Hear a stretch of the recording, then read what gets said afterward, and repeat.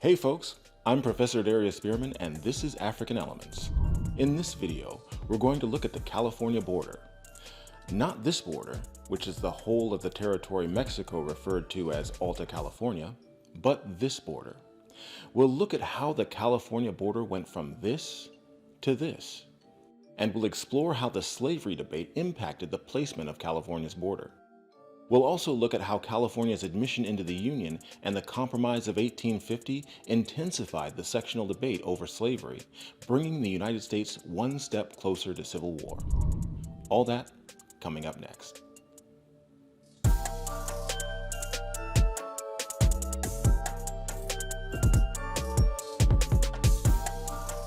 Thank you for watching African Elements, where we bring Africana Studies classroom content right here where the people are at.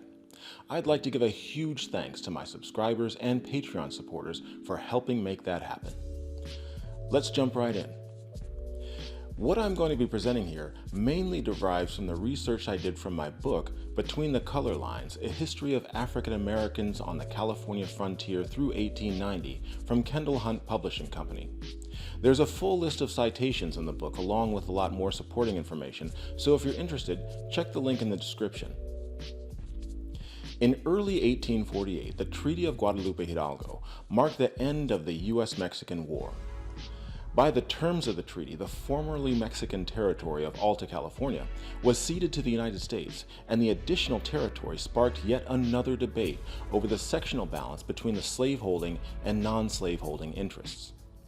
I addressed the previous conflict over Louisiana Territory in an earlier video, so if you haven't seen that, I'd recommend checking it out in the description below. Nevertheless, in the fall of 1849, 48 delegates representing 11 California districts met to establish a state constitution. A look at the proceedings of the debate reveals that the question of slavery was hotly debated during the course of the convention and became an issue right off the bat, even as the delegates were considering the border of California itself. As a region of northern Mexico, Alta California roughly consisted of the territory stretching from the Pacific just north of San Francisco, all the way east to the Rockies and south to the present-day border of Mexico. The enormous land cession roughly comprised the 4 states of present-day California, Nevada, Arizona, and Utah. The convention quickly realized that given the intense sectional debate between slaveholding and non-slaveholding states at that time, carving a single state from such a large territory would be problematic. The intense wrangling over the congressional balance between the slaveholding and non-slaveholding states had already delayed the entry of Texas into the Union for 10 years until the state of Oregon could be added to provide the needed balance. As chair of the California State Constitutional Convention Committee, Kimball Dominic noted, "I have always been opposed to this extreme eastern boundary. It's very nearly equal to the whole of the non-slaveholding states of the Union." Rodman Price, another delegate at the convention, reiterated that, adding that including Alta California in its entirety would produce contention and discord in the Congress and prevent our admission into the Union. It would be utterly impossible to go into the Union with that boundary. The problem was that incorporating the state under the Alta California boundary would roughly double the size of the free territory and drastically upset the balance of congressional representation in favor of the non-slaveholding states. For that reason, the delegates knew that if they had any chance of gaining congressional approval to join the Union, California's eastern border would have to be moved to the crest of the Sierra Nevada. It's clear from the debate proceedings that California's entry into the Union as a slaveholding territory was a non-starter. There was absolutely no chance that that was going to happen. And once the boundary issue had been settled, it was unanimously determined that California would enter the Union as a non-slaveholding state. To understand why, we have to look at the composition of the delegates, as well as the nuances that lie between the varying interests among the slaveholders themselves. Given the composition of the delegation, it becomes clear why the question of slavery in particular, and blacks in general, came to dominate the debates. While the largest percentage of delegates originated from the northern states, 46%, Southerners made up a large block of 29%. Significantly though, None of the delegates were native to the main cotton-producing states of the Deep South, which include Georgia, Alabama, Mississippi, and Louisiana. And all but 2 of the delegates of Southern origin were from the border states of Missouri, Kentucky, Maryland, and Virginia. In fact, nearly 2/3 of the Southern delegates originated from states that would later remain loyal to the Union during the Civil War. In the context of the debate over whether slavery should be admitted in California, it's important to understand that between 1830 and 1860, the institution of slavery itself was becoming increasingly monopolistic, and 2 distinct classes of slave owners emerged as there was a general thinning of the institution in the border states of the Upper South. From 1830 to 1860, the percentage of Southern whites who owned slaves dropped dramatically from 36 to 4.7%. Out of less than 5% of those Southern whites who owned slaves, only 12% owned more than 20 slaves, and just 1% owned more than 50 slaves.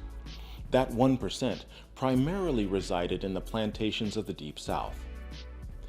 Adding to that trend and feeding the growing monopolization of slaves amongst fewer and fewer slave owners was the domestic slave trade. Since the closing of the international slave trade in 1808, the slave states of the Upper South had established a business of breeding and trafficking slaves to feed the growing demand in the Deep South.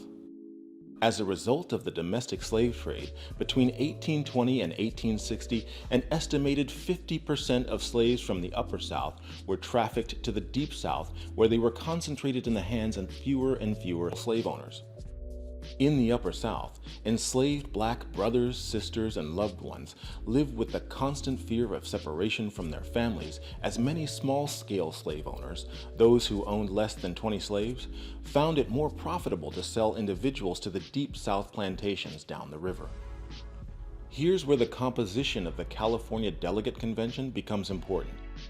Even though nearly 30% of the delegates were from southern states, none of those delegates were from the main cotton-producing states where the 1% of large-scale slave owners resided. Remember, less than 5% of Southerners owned slaves, and nearly 90% of that 5% were small-scale slave owners, mainly from the Upper South, which is where most of California's delegates who were of Southern origin came from.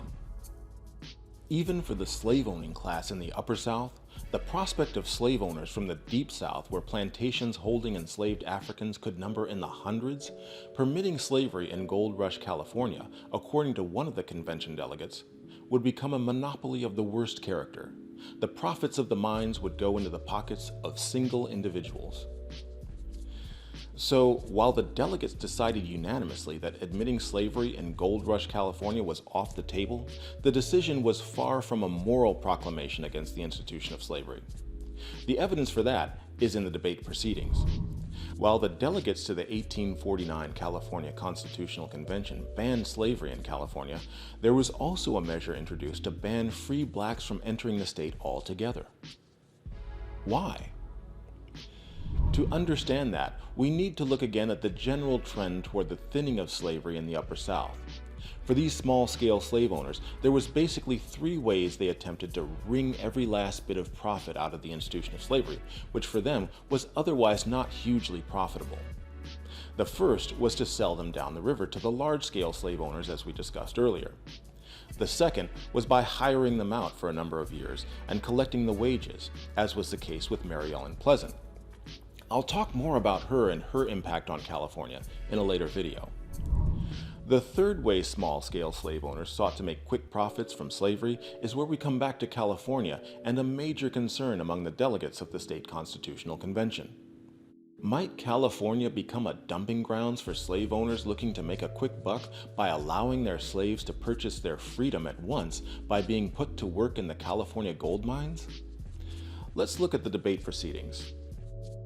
Henry Amos Teft of New York posed the question, in a short time from this, hundreds of Negroes would be brought here for the purpose of being liberated after they've worked a short time in the gold mines. What will be the result? Do you suppose the white population of this country will permit these Negroes to compete with them in working in the mines? Robert Semple of Kentucky, a slaveholding state, pointed out, suppose you pay $700 to get a slave here, and set him free on condition that he shall serve you for 1 year. He produces, according to ordinary rates in the mines, from $2,000 to $6,000. There are many of our Southern friends who would be glad to set their Negroes free and bring them here if they produced only half that amount. When the terms of the contract have expired, what would these slaves do? They would become a burden on the community. And according to Jacob Snyder's calculation, what is a Negro worth in Missouri?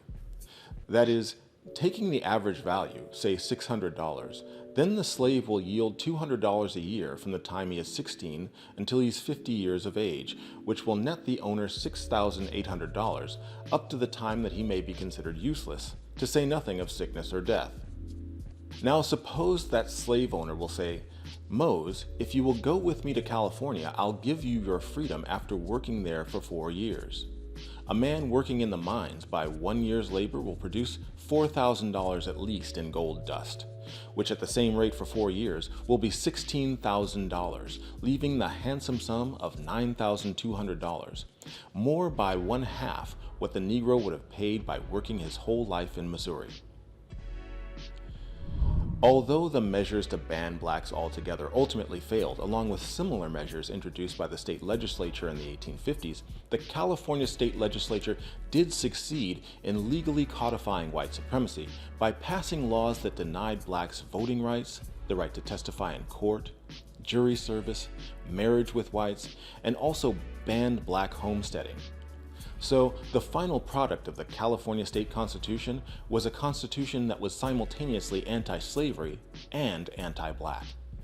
Even so, despite the efforts to keep blacks out of California in the decade before the Civil War, all told, California blacks paid an estimated $750,000 to purchase freedom for themselves and their families. As we can see, the debate was contentious, but even more so on a national scale.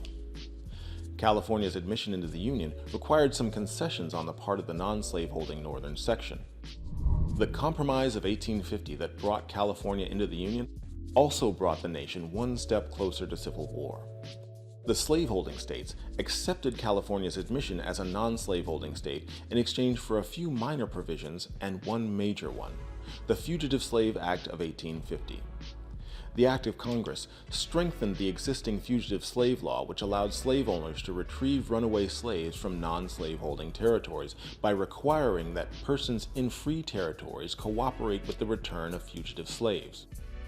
Those found in violation, or those found harboring fugitive slaves, faced $1,000 fines and 6 months in prison. In effect, the Fugitive Slave Act turned poor whites who didn't own slaves, and in many cases whose interests were directly undermined by the slave-owning class, into active and often unwilling agents of slaveholding interests.